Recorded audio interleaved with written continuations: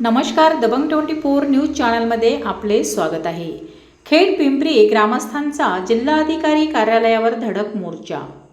खेड पिंपरी ग्रामस्थांच्या विविध प्रलंबित मागण्यासाठी मंगळवार 18 ऑगस्ट 2026 रोजी ग्रामस्थ व महिलांच्या वतीने जिल्हाधिकारी कार्यालय अमरावती तसेच विभागीय परिवहन कार्यालयावर धडक मोर्चा काढण्यात आला।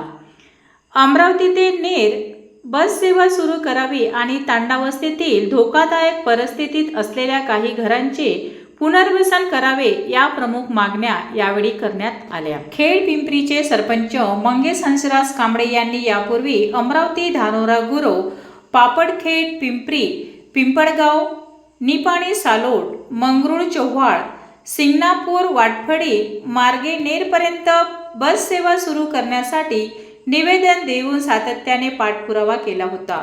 मार्गावरील अडथळे दूर करण्यासाठी गावातील युवकांनी श्रमदानही केले, मात्र बस सेवा सुरू करण्यास विलंब होत असल्याने ग्रामस्थांची आक्रमक भूमिका घेतली। या मोर्चाचे मार्गदर्शन सरपंच मंगेश कांबळे व कृषी उत्पन्न बाजार समितीच्या उपाध्यक्ष अर्चना संदीप भाऊ कंसे यांनी केले। सामाजिक कार्यकर्ते संदीप भाऊ कंसे यांचे विशेष सहकार्य लाभले। दरम्यान परिवहन विभागाचे अधिकारी रॉयलवार यांनी मार्ग सुरू करण्यासंदर्भात कारवाई करण्याचे आदेश दिले असून 1 सप्टेंबर पर्यंत अमरावती ते नेर बस सेवा सुरू करण्याचे आश्वासन देण्यात आले ग्रामस्थांनी सांगितले। तांडावस्तीतील अतिवृष्टीमुळे निर्माण होणारा रोगराई व जीवहानीचा धोका लक्षात घेता संबंधित कुटुंबांचे पुनर्वसन करण्याची मागणी ग्रामस्थांनी केली।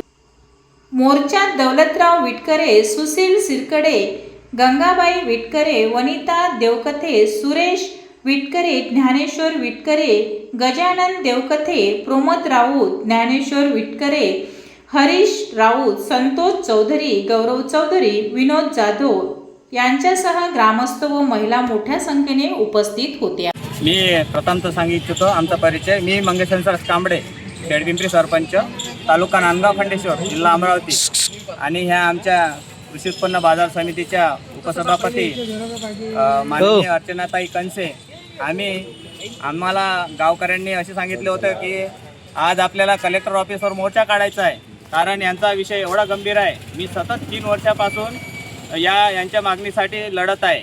मी सरपंच झालं तेव्हापासून मी यांची परिस्थिती ही पाहत आहे की दरवर्षी पावसामुळे यांच्या घरामध्ये पुराचे पाऊस जातात आणि यांना इथे राहायलासुद्धा चांगली जागा आणि झोपायलासुद्धा जागा उरत नाही आणि आम्ही दरवर्षी यांना नेहमी पूर परिस्थितीमध्ये आम्ही यांना ग्रामपंचायतमध्ये किंवा शाळेमध्ये शिफ्ट करतो आणि यांच्यावर त्या पावसामुळे जीवन मरणाचा प्रश्न उद्भवतो आणि मी नेहमी या विषयाला आणि 3 वर्षापासून सतत जिल्हाधिकारी साहेब आणि संबंधित विभागाला संपूर्ण माहिती व निवेदन देऊन चुकलेलो आहोत आणि आता यांचा संयमाचा बांध तुटलेला आहे आणि याकरता यांनी आज जिल्हाधिकारी कार्यालयासमोर आम्ही आमरण उपोषण किंवा अन्नत्याग आंदोलन करू या पद्धतीचं निवेदन माझ्या माध्यमातून मी सर्व ग्रामस्थांना घेऊन आलेलो आहो। आता इथे संपूर्ण माझ्या मागे हे तांडावस्तीमधले सर्व रहिवासी आहे, हे संपूर्ण आपल्या जीवाशी दरवर्षी पावसाळ्यामध्ये खेळतात आणि आपला जीव मुठीत घेऊन तिथे राहतात आणि या माध्यमातून आम्ही जिल्हाधिकारी साहेबांना हीच मागणी केली आहे की आपण लवकरात लवकर यांच्या तांडावस्तीचं पुनर्वसन करून द्यावं व यांच्या जीवनाची काळजी घ्यायची।